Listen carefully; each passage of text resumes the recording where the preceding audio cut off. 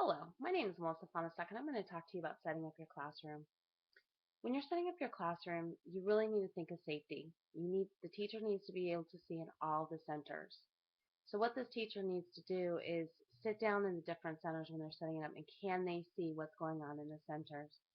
They also need to see where the sink is and make the centers that are messy sensory table, art, over by the sink so there's not a chance of having paint drip on the floor and another child slipping on it, or them having wet hands from the sensory table going to wash their hands and wipe their hands and getting water on the floor and slipping. Um, Also, when setting up your classroom, you have to think about the learning part of it.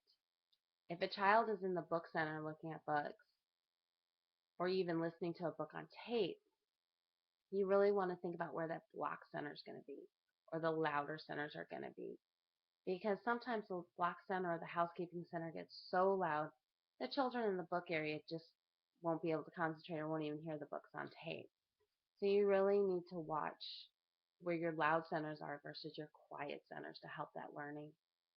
And another center, your writing center, it should be more in a quieter area because when the children are writing, you may be saying what the letters are and the sounds of the letters, and the children should be able to hear you easily and not be distracted by the blocks banging or the cars cars in the block center or housekeeping, children talking in the housekeeping.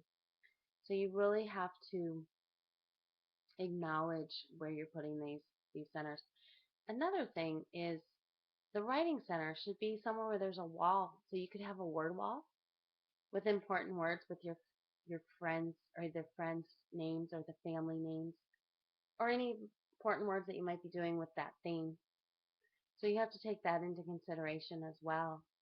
Um, in all the centers, you should have spaces to put the children's artwork, the children's dictation, and wall space, that wall space. Make sure that you can put things up in those centers. Maybe put some lesson plans in your block center, either in a book or on the wall so they can see it. When I'm planning my room, I always take into consideration the noisy versus the quiet centers. And I take in where my sensory table is. I try to make it out of the way so that if children do spill, um, I'm not worried about them spilling and I can let them just have fun in there within reason. I also make sure I can see all the centers easily. And then the other thing I do is I check out my wall space and where I can put stuff and how I can make those centers a little bit more inviting and for the children to do. And I always have table space so the children can take table toys to the table, the manipulatives. My book area always has a quiet place in there, like a soft center that they can sit and read. And I also try to have an outlet in there in case I want them to be able to listen to tapes. Because sometimes the batteries do die on the tape recorders or CD players.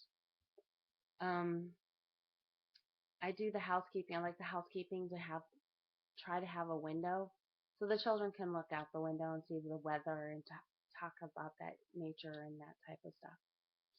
Thank you.